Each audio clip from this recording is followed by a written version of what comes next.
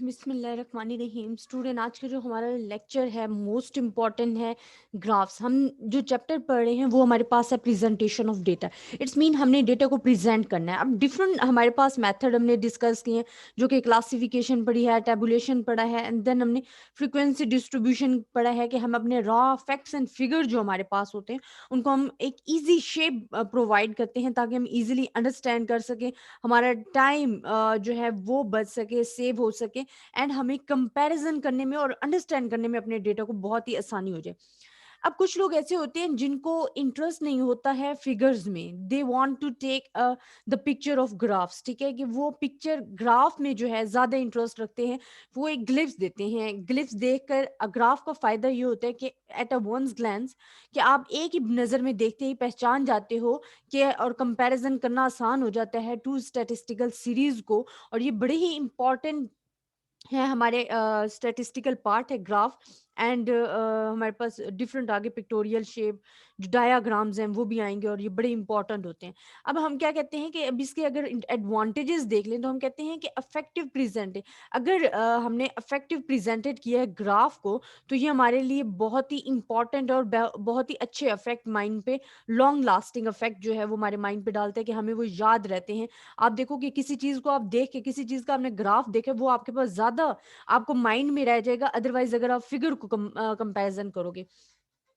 A graph consists of curves or straight lines. Graph bring to light the silent features of the data at a glance and render comparison of two or more statistical series. They provide a very good method of showing fluctuation and trends in statistical data. That is the most important इसके features में है कि ये जो very good method है showing the fluctuation and trends in statistical data. आप देख लो कि बिजनेसमैन है तो वो हमेशा देखेगा कि आपका बिजनेस पिछले साल से अगर आप कंपेयर कर रहे हो, या आप डिमांड सप्लाई कर रहे हो, या आप फॉर एग्जांपल आप पिछले साल के साथ कंपेयर कर रहे हो और अब उसको ग्राफ के साथ शो कर रहे हो, तो वो आपके लिए बड़ा इजी होगा कि आपकी प्रोडक्शन इंक्रीज हुई है, डिक्रीज हुई है, आपको प्रॉफिट इंक्रीज हुआ है, ज्यादा हुआ है, या आपकी प्रोडक्शन की सेल ज्यादा हुई है, परचेज ज्यादा हुई। वो तमाम चीजें जो है ना आपको एट अ वंस ग्लैंस में आपको समझ आ जाती हैं, एक ही नजर में आप बहुत ही इजीली उसको कंपेयर कर सकते हो। हम कहते हैं by looking at a graph showing the yield of the crop of for a number of years, one can easily visualise the rise and fall in the yield. अब यही एक एग्जांपल इन्होंने एक और दे दिया है कि अगर आप एक गंदुम की, हम देखते हैं कि गंदुम हमने एक फसल उगाई है कोई भी, हमने उसको देखना है कि नंबर ऑफ ईयर से कंपैरिजन करना है कि 5 ईयर्स में क्या प्रोग्रेस आई या लॉस आया, क्या हुआ है, क्या चेंजिंग आई है। तो आप विजुअलाइज इजीली कर सकते हैं कि आप कहाँ राइज कर रहे हो, कहाँ फॉल कर रहे हो, कहाँ आपको फायदा हो रहा है, कहाँ आपको लॉस हो रहा है। वो इजीली ग्राफ के जरिए आप देख सकते हो। अच्छा, ग्राफ का एक और यूज ये भी है कि मेक प्रिडिक्शंस एंड फोरकास्ट। ठीक है, कि ये प्रिडिक्शन एंड फोरकास्ट बनाने के लिए बहुत ही इंपॉर्टेंट है। जैसे कि मैंने अभी आपको बताया कि जो बिजनेसमैन हैं they are using the graphs. ठीक है, वो बड़े इंटरेस्ट से ग्राफ यूज करते हैं, बिकॉज वो प्रिडिक्शंस करने में एंड फोरकास्ट करने में बहुत ज्यादा उनको हेल्प आउट करते हैं। तो ये हमारे पास है ग्राफ। लेकिन ग्राफ के सम डिसएडवांटेजेस हैं। एक तो हमारे पास होता है कि कन्वे वेरी एक्यूरेट इंफॉर्मेशन, की do not convey very accurate information, कि ग्राफ आपको ओवरऑल पिक्चर देगा, not give the each and every unit. ठीक है, वो एक and each and every unit को नहीं डिस्कस करेगा, वो आपको ओवरऑल पिक्चर देगा। देखिए, आप जब ईयर्स को कंपेयर कर रहे हैं ग्राफ में, तो आपको डिफरेंट ग्राफ्स में बताएगा कि आप ओवरऑल पिक्चर देगा कि किस साल में लॉस हो रहा है, किस में फायदा हो रहा है, not give the each and every unit information. तो ये क्या होता है कि do not convey very accurate information, ये बहुत ज्यादा एक्यूरेट इन्फॉर्मेशन आपको प्रोवाइड नहीं करता। And the second, do not give the each and every unit information या single unit information, it's give the overall picture. And further too much detail spoil the graph. अगर आपके पास graph बहुत ज्यादा details में उसमें provide कर दी गई है, देन ग्राफ को डिस्कस करना और फिर अगर उसको बहुत ज़्यादा क्रिटिकल लेके जाना, तो वो हमारे लिए मुश्किल होता है ग्राफ को भी समझना। ग्राफ हमेशा वही समझ आएगा जो आपके पास इजीली, क्लियरली, और बहुत ही, वो कहते हैं ना, स्पेशल पर्सन जो आप जानते हो ग्राफ कैसे बनाने, उनके हाथ से बने हुए ग्राफ आपको इजीली अंडरस्टैंड कर सकते हो। अदरवाइज ये डिफिकल्टी पैदा करते हैं। अब importance rules for drawing graph क्या है? सबसे पहले तो आपने सिलेक्ट करना है सूटेबल स्केल सेलेक्ट करना है, ठीक है। देन आप कहते हो कि every graph must have the clear and comprehensive title.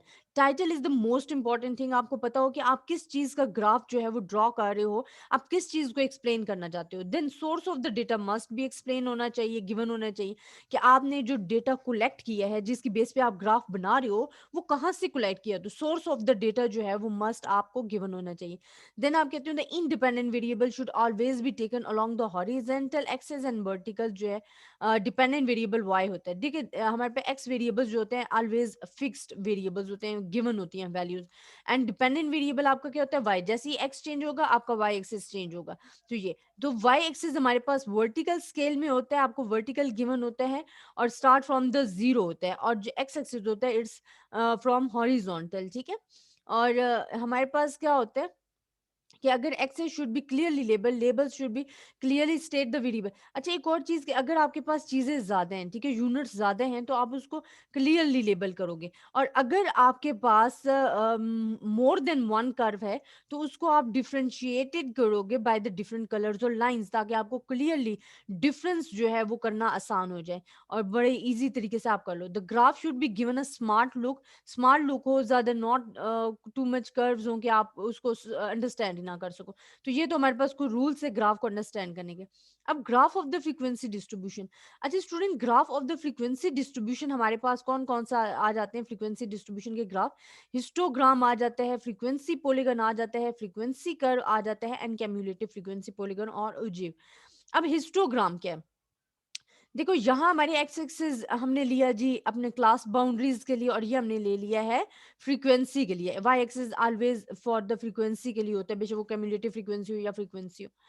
अब हमने क्या करना है कि histogram consist of a set of adjacent rectangles having bases along X axis with the centres at the class mark of the class boundaries and areas proportional to the class frequencies. अब हमारे पास क्या है कि हमारे पास यहाँ जो हमें गिवन होता है, एक तो आपको क्लास बाउंड्रीज आपने ले ली हैं, ठीक है, या अपर क्लास बाउंड्रीज भी आप ले लेते हो, और आपने सात फ्रीक्वेंसीज दे दी हैं, और हमने एक्स एक्सिस पे फ्रीक्वेंसी शो की हैं, और सॉरी वाई एक्सिस पे फ्रीक्वेंसी शो की हैं, एंड देन ये अब हमने अपने डेटा को प्लॉट किया तो हमारे पास ऐसी शेप आ गई है, ठीक है, एंड ये डिफरेंट आपको शो करे। हम कहते हैं to draw a histogram for equal class interval sizes, class boundaries, not class limits, are marked along x-axis, and rectangles are constructed with the width proportional to the class interval size and height proportional to the frequency. अच्छा sometime अब देखें आपके पास sometime ऐसा होता है कि इनका difference जो है वो equal नहीं होता, ठीक है, it's too much high and low होता है, ठीक है।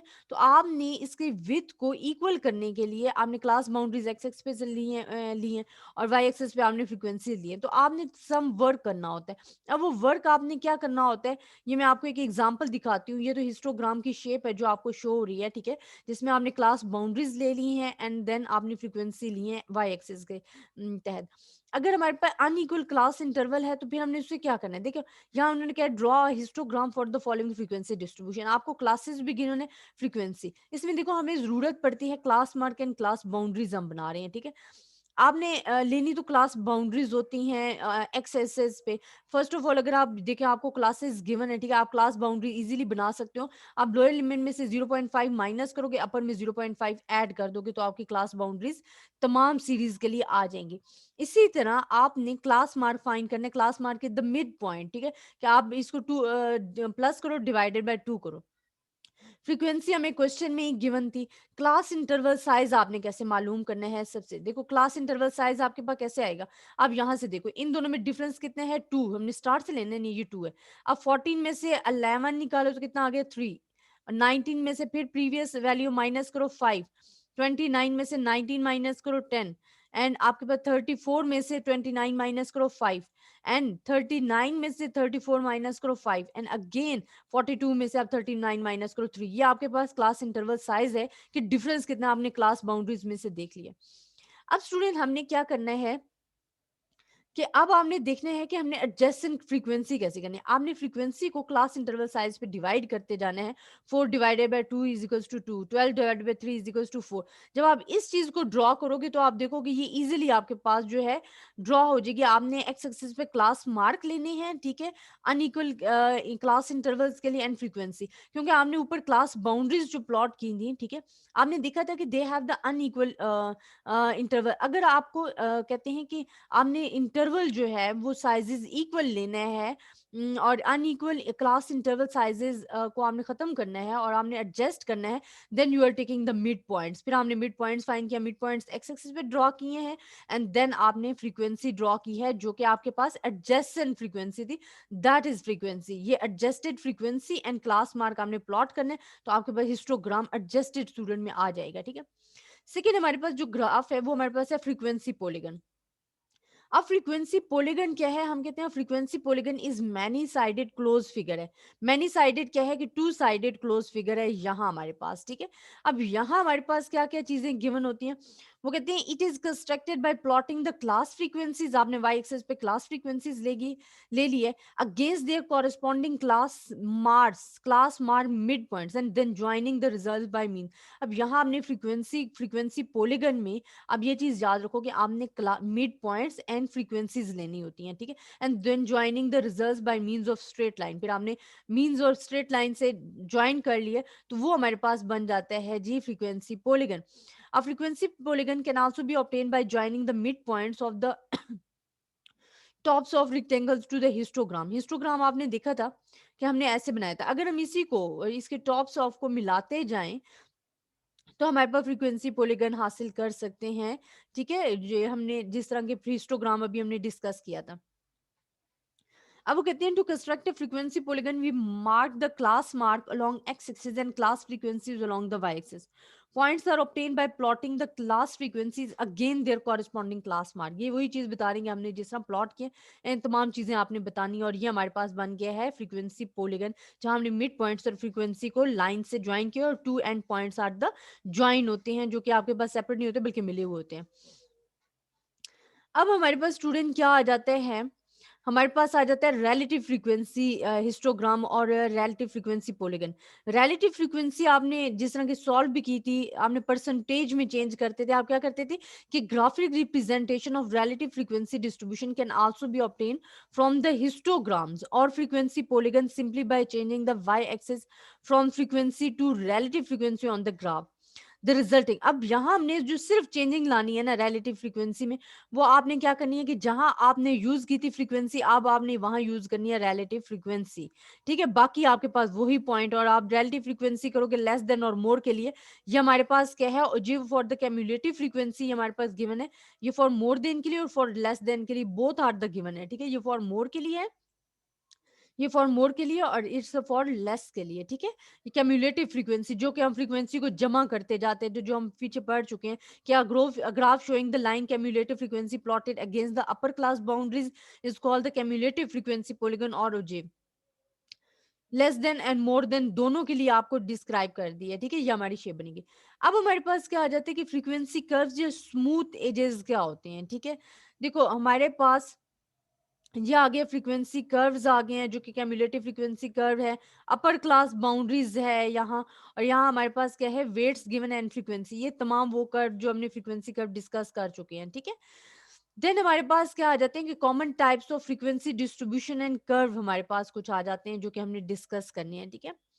अब इसमें स्क्यूड या मॉडरेटली स्क्यूड, अब common types of frequency distribution and curves जो हैं वो भी हमने डिस्कस करने हैं, जिसमें हम पढ़ेंगे सिमेट्रिकल डिस्ट्रीब्यूशन। सिमेट्रिकल डिस्ट्रीब्यूशन क्या होती है, आपके पास said to be symmetrical because frequency equidistance from the central maximum value are equal as in the column A. अब हमको मैं बताती हूँ कि देखिए स्टूडेंट, यहाँ आपके पास क्लासेस गिवन थी या आपको ए एंड बी गिवन है, ठीक है, आपने इसको प्लॉट किया, that is the symmetrical distribution. हम कहते हैं सिमेट्रिकल डिस्ट्रीब्यूशन जो आपका जिस तरह आप नॉर्मल डिस्ट्रीब्यूशन में कहते हो, क्या आप कहते हो area under the curve is equals to 1 होता है, ठीक है, और जो फ्रीक्वेंसीज होती है वो इक्वल डिवाइड हो रही होती है मिड में से। एक साइड जो आपके पास फ्रीक्वेंसीज की होती है, जिस तरह सिमेट्रिकल डिस्ट्रीब्यूशन में आप पढ़ते हो, वो 0.5 की इक्वल होती है एंड अदर साइड 0.5 की इक्वल होती है। तो ये दोनों साइड मिला के area under the curve of the symmetrical distribution हम कहते हैं 1 होता है। मॉडरेटली स्क्यूड या एसिमेट्रिकल डिस्ट्रीब्यूशन, जब हम कहते हैं any departs from the symmetrical when frequency tend to pile up in one or the other end of the distribution is shown column B and C is called the moderately skewed or asymmetrical. जब आपके पास symmetrical नहीं है, वो एक तरफ पे झुकी हुई है distribution, that is the skewed distribution. ये पॉजिटिवली स्क्यूड है एंड इट्स नेगेटिव साइड पे ज्यादा झुका हुआ है, तो इट्स नेगेटिवली स्क्यूड डिस्ट्रीब्यूशन है। एक्सट्रीमली स्क्यूड ये जे शेप डिस्ट्रीब्यूशन क्या होती है कि जब आपकी डिस्ट्रीब्यूशन की जो शेप है ना, जब आप इसे प्लॉट करते हो ग्राफ में, वो जे शेप दे रही होती है, लाइक दिस। इसको हम कहते हैं जे शेप डिस्ट्रीब्यूशन, ठीक है। बाकी आपको ये इनकम्स गिवन है, नंबर ऑफ पर्सन गिवन है, जब आप इसे प्लॉट करोगे it's give the J shape distribution, यूं देगी या आपके पास ये आएगी, ठीक है, रिवर्स जे शेप। यू शेप डिस्ट्रीब्यूशन क्या है कि जब आप इसी डेटा को प्लॉट करोगे, it's give the shape of the you. when it's give the shape of the u, you can say it's a u shape distribution। आप इसको कहते हो u shape distribution because जब आप डेटा को प्लॉट करते हो in the graph, they are giving the shape of the u, so we are saying that it's a u shape distribution है। मल्टी मॉडल डिस्ट्रीब्यूशन हमारे पास क्या हो जाते हैं कि frequency distribution with more than one maximum frequency are called multimodal distribution. That is the that is it's definition है, जो कि हमने माइंड में रखनी है कि when we have the more than one maximum frequencies है, that is called the multimodal distribution. देखो more than one frequency distribution हमारे पास आ गई ना, it's more than one frequency distribution है, जहां हमारे पास दो highest frequency distribution, that is called the multimodal distribution. And हम इसको कहते हैं the distribution with two maxima is called the bimodal distribution as shown in the figure. ये बाय मॉडल भी है।